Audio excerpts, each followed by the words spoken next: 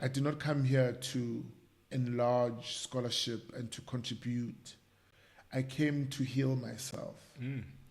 So I look at PhD or my doctoral thesis as my rite of passage. So I'm here to be trained and to train. So I'm here because I need healing. And that's what brings me here. And what of the things you found in your doctoral thesis is in contrast to your upbringing culturally, you know? In contrast, you mean like contradictory? Yeah. To what a friend of mine, Matabo, said to me, can't mothers bestow sonship? Right? That whole identity. And there's a great debate on who has, that right. But because I grew up in a very liberal home, when I speak with other participants, my research participants, right, I'm shocked at the length at which people could go to find their identity. And maybe people will be shocked that I want to go through such a stress of going to school and doing a PhD to find myself. I think, but what shocks me is how people's life can stop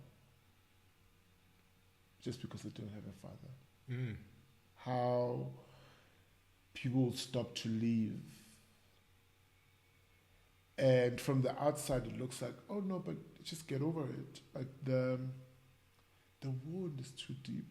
And the wound is, and also I think one other thing that I found that was interesting was this, is that when people speak of their father's absence, they are fathers in the post-colonial, post-apartheid, capitalist society. Fathers are known as providers, right?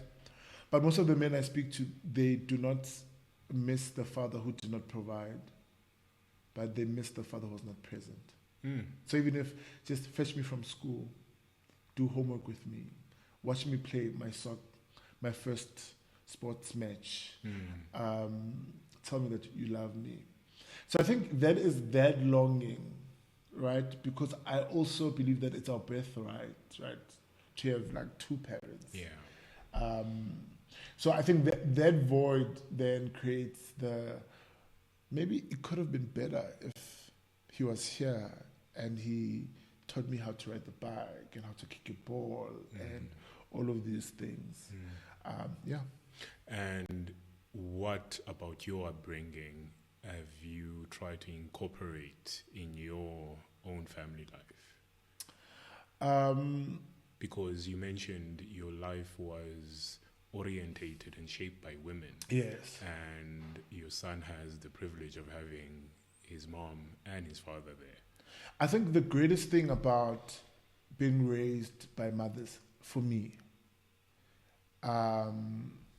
is the presence, the reassuring presence, always present, right? But also, which is almost one of the most selfish or like one of the costly things about being a woman and being a mother, right?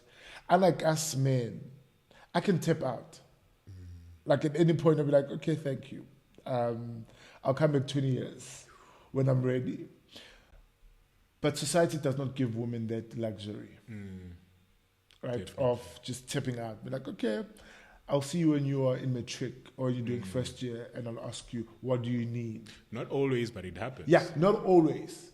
And it does happen, right? But I'm thinking also my experience now, right? Or from the very macro part of society, right? Is that women do not have that luxury.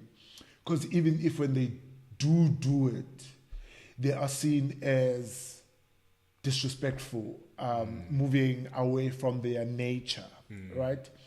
Well, we as men don't have that, right? It could be if, for example, I leave my son and I decide to take a time, like a 10 years break from fatherhood, someone else will look at it as I was getting my things together. I was going to hustle. You see? Yeah. But mothers don't have that. So for me, I think the present. So, because I think also I try to be present in my life. I try to be present in his life and in the life of everyone around me. Because I think that's what matters when we all depart from this realm. Because that's all I have. It's this moment with you. How present were you here now? And those are the things that sort of like keep us going, right? In the midst of it all. So I think it's that. It's here now. I'm here now. I'm present. Can you be there for me? And can you be there for someone else? So that's the biggest thing and the biggest lesson I'm learning